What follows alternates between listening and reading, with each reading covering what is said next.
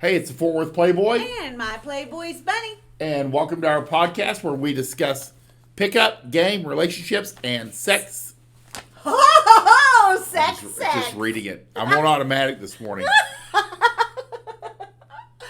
So the question today is, what is alpha? Yeah. There are a lot of misconceptions about what alpha really is. And there's a lot of arguments, and there's a lot of biases and personal, like people get their feelings hurt. True. Yeah. So I use the definition of alpha that CHATEAU HEARTISTE uses. It's a good one. And it's, at the end of the day, it's the alpha in the sexual marketplace. The definition of alpha is three things. One, how hot are the women he can attract? Two, how strong is that attraction for him? Three, how many of those women find him attractive? And that is it. And it's just as important. What alpha has nothing to do with. It has nothing to do with your working out, your business success, your courage, your height, the money, your dick size, or anything else. Right. It comes down to, how do women react to you? Yeah. That's it. And guys are always like, well he owns a business. And even if you're the leader of men, Yeah. there are a untold number of wealthy leaders of men Yeah. who are 6'5", big dick, muscular, and go home and their 50-year-old menopausal wife kicks his ass. Yeah. It's true. And tells him what to do, and he scurries about and does what she says. Right. And hasn't had sex in a year. It is not unusual. No. That's why you can take a unemployed, 5'5", 130-pound wet, tatted up gangster, Yeah. and we're not talking about like a real gangster. We're talking about like a wigger. But he's got 3 or 4 girls fighting over him, and he's sleeping on a couch with some girl, and then the next day he's over at another girl's house. It's true. He's got three kids from 3 different women. Uh-huh. He's more alpha than the wealthy guy. Than the military Yeah, badass yeah. who's It's- a leader of who- men but who can't can't- control his house. Yeah, can't control his house or can't score with a chick. Yeah. He gets ran over. And you see it all the time. All the time. Once you realize what you're looking at. So that's, alpha is determined by, for better or worse, for women's reactions to men. And again, it's not one thing. It's not like how hot, because if he has one hot chick and the guy next to him has 10 hot chicks, Yeah. it's why we call like guys like Trump and Hefner, and usually you have to be wealthy and famous, a super alpha, where women literally throw themselves at him. Sure. It's kind of like Tiger Woods. It's not because they're good looking. No, it's like Tiger Woods. I mean, and the joke is men compare his trials to theirs. Well, he has a busload of Swedish models that throw themselves at him on a daily basis. So it's the, how hot are the women? How strong is that attraction? Like, will they get on a plane? Will they climb up, the wall of his house to get in through the window while his wife's, in the shower? And how many of those women find him attractive? And that's it. I mean, this is a very hard thing for men that, and Rolo's even said this, which kind of helps me back it up. They go, well, he has to have money. No. Yeah. He doesn't have to have any money. No. You see women chasing losers with all no money. the time. Women are great at chasing losers. I always use the example of the broke skateboarder banging 7s and 8s in his car because he doesn't have an apartment. He lives in his car. Yeah. He's doing better than those guys lining up, the frat guys lining up at the bar. You know, I Seriously. mean, so the definition of alpha is that it's out of the sexual marketplace. And why does the sexual marketplace supersede the social marketplace? Because it's no good to have everything you need and you can't get fucked. That's right. You know, and the guys that are getting fucked, the guys that can't, could use that. Exactly. Does that make sense? Sex, It's sex, one thing. sex. That's the definition of alpha.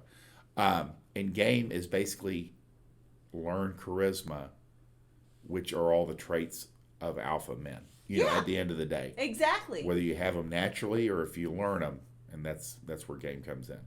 So that's where we're at. You have anything to add? I mean, this was really one-sided. Yeah. But it really is. But it's because it works. Yes. There's no arguing with this truth. No, there's not a whole lot of back and forth. You know, Uh-uh. and what I think is interesting is, like Bunny, women don't see that there's 100 guys in front of them. They don't see anything except for the one or two alpha guys that Yeah. are in that mix. That's where like guys are like, well, she's got 6,000, guys on Tinder matched. Well, you can drill that thing down to like 2 guys. Yeah. There's not many out Which there. is why she doesn't have 6,000 dates lined up. No, she's got 2. Yeah. And she's going to fuck them both. So Mm-hmm. let me ask you this, just so we can have some else. How do girls identify an alpha guy? Is it a tingle? Is it a set of... Tingle is the best way to put it, honestly. It's because at our core, it's what attracts us. So we can get a tingle whether we actually see a person. We can get a tingle from behind us. It's really a bizarre kind of thing. It's kind of an awareness of certain kinds of people in our vicinity. And you get, as a female, you get drawn to that kind of person. So it's kind of like you guys have a type. Men have a type of girl that they're attracted to. Women have a type of guy that they're attracted to. Genuinely attracted to. Not that they would settle for, those are different categories. But the ones that make them tingle are the alphas of their world. Tell the coffee shop story. The one about the guy that made me okay. Yeah. Okay. Well, there are several coffee shops. Yeah, well, I mean, where you said that he came in And- and you just knew. Yeah. Yeah. Okay, so this is actually kind of an embarrassing story. So whenever I lived in Wisconsin, I wanted to get to know the most people as quickly as possible. So I got a job at the coffee shop, which is like the hub of the area. And I still, to this day, 8 years later, cannot go to the state of Wisconsin without bumping into people that I know on accident. I know everyone. It's amazing. But in working there, I talk to hundreds of people every day, thousands of people every day, constantly talking for 8 hours a day. I know that's hard for you guys to imagine. It's her dream job. I loved it. But, so I'm flowing all the time, talking to good looking people, talking to ugly people, the whole thing. And there was this one guy who wasn't even what I would consider my type. He was like super outdoorsy looking and bearded, and he kind of looked a little bit like a hippie and maybe like he lived on a vegetable farm. But every time this one guy came in, I could not think straight. I could not make small talk. I could not take his order properly. I couldn't say funny things. I just made a fool of myself every single time. And every time he would walk away from the counter, finally sparing me, I would turn around and my girlfriends or coworkers would just be laughing at me, and I'd be like, what was was that? That's funny. I mean, I was married at the time. I wasn't like on the prowl. My spidey senses were not up. But there was this one guy, not necessarily even my type. Right. I don't want to live on like some beet farm. I mean, and smoke pot all day and sit in the sunshine and read, books. Like, that doesn't sound fun to me. But he made my senses tingle. And if I hadn't have been married, or if I hadn't have, if he would have probably had any genuine interest other than just pure fascination with how incredibly flustered I got around him, I probably would have dropped everything to fuck this man. And that's where these girls go, yeah, my husband and all my boyfriends are 6'4", 6'5", and I've been fucking this guy who's 5'4". There's something about him. There's just something There's about just him. something. That's when you know a man has charisma and has alpha qualities. Yeah. That's how she has to describe him. There's just something about him. Seriously. And they can't describe it. That's It's so funny. Yeah. Every time I tell this story, it just cracks me up. Because truly, my girlfriends were like, what is wrong with you? And the likelihood that this guy walks in to a store and other women find him like this is probably pretty high. Yeah. There's an intuitive recognition of his charisma, his presence, the way he carries himself. And almost all of it is unconsciw. Yeah, absolutely. That's alpha. Yeah. That's pretty fun. Well, and I will say, I mean, there were 5 of us in our friend circle, and we all worked together. And we all had very specific taste in our type of men. And this guy, all of us were like, yeah, he's hot. Yeah. And he wasn't that hot. Exactly. No one would believe it. He wasn't like somebody who looked like a supermodel at all. Yeah. He was a normal looking guy. Well, that's like one of my best friends in high school. Yeah. Kind of a smaller stature soccer player. Yeah. But girls would befriend me to meet him. Yeah.